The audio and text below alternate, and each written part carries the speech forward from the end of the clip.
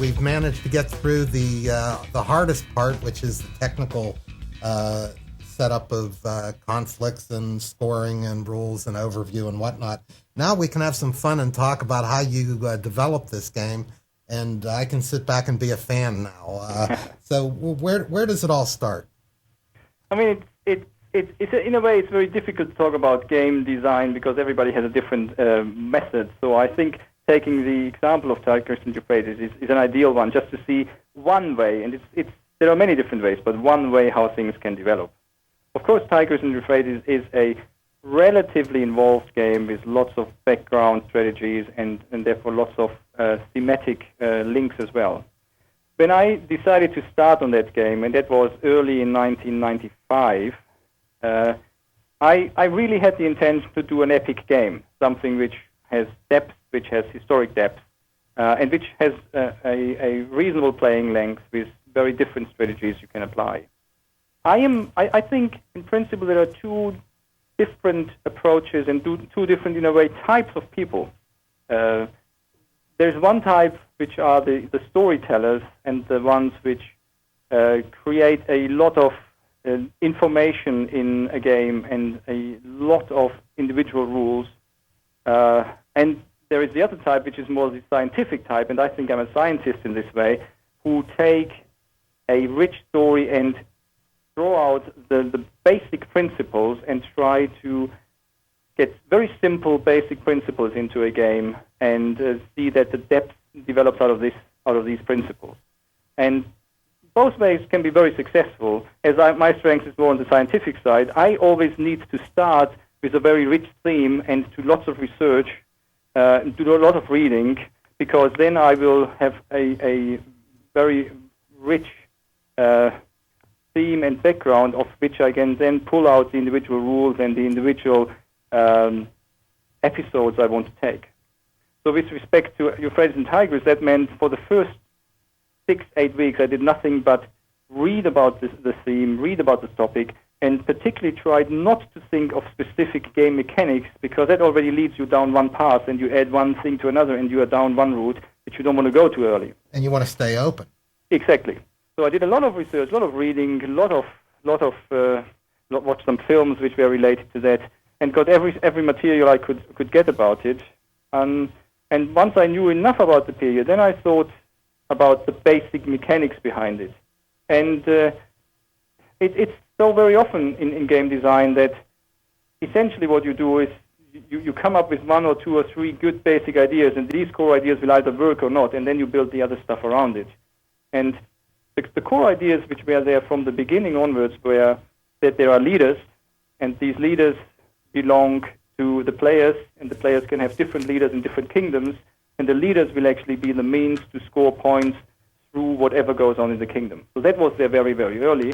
And the second part, which was there very, very early, was a scoring system that you make points in all 4 dimensions of the leaders, and the weakest result of these 4 dimensions will be your score. Of course, that's still the heart of the game. There was a lot to be built around it. I think one of the key steps in the beginning was that I had a map which allowed you to place your tiles only in specific directions, so along a line or along a column, and you didn't have the freedom to place the tile wherever you wanted. That worked out to be too restrictive until I finally saw that it wasn't an overkill when you were able to place it everywhere. So that was one of the big milestones I saw when I developed the placement rules for the tiles. I mean, there were lots of things which evolved. For example, the rivers originally were along the edges of the tile of the spaces, so that you could be on either side of the river in a way and could still do your agronomy there. And in the course of the game, it turned out that there were too many spaces and it didn't quite work like this, so I changed that. One of my main obstacles when I went into that design and had the first prototype done was the game had far too much material in there. So it played about 3 to 4 hours, which for me was terrifying because I have never done such a long game, and it was very, very complex to test it, very complex to really see through all the mechanics. So that means while I did the initial testing for that game, which was in summer 1995, for about 3 or 4 months I did not touch any other game because just the brain was so filled up with this one and I couldn't get anything else into the mind. With this respect, it was exceptional because usually I work on several games at the same time, but this one needed the full attention. And I just looked through my test protocols because I keep notes of everything I develop because I can then go back and if I need to change things, can get all the experience and the history out of the game. And the first test game was actually played on the 23rd of August 1995. So that was about 3 months after I started the studies and came then to the prototype and looked at the individual rules and finally made the first test. So the first test was on the 23rd, and that led to lots of problems. So essentially I sat down and changed it. We played it the next day again on the 24th. I saw that many things do not work. I went into a complete redesign, and we had an already very much changed version on the 29th of August, and we tried it again on the 30th, and again it didn't work, and I had a very complete reworked version again, which was then the free version where we didn't have to go along the lines on the 31st. That's very unusual. I mean, when I talk about versions, that usually means it's a major redesign, not only the tinkering around the edges.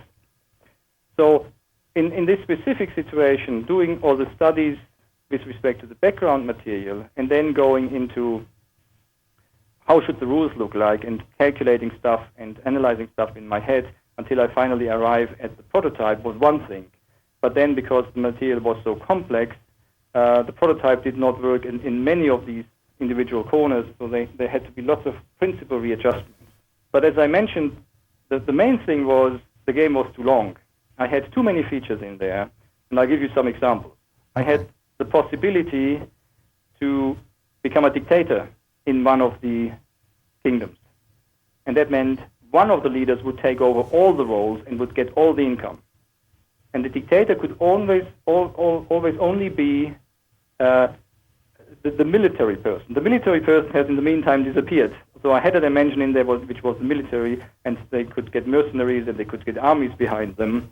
And in this dimension, it was simply if there were more military tiles in the kingdom than there were religious tiles in there, then the structure which we have now, everything based on religion, broke down, and the one leader, the military leader, took over, and all the other leaders did not have any power anymore.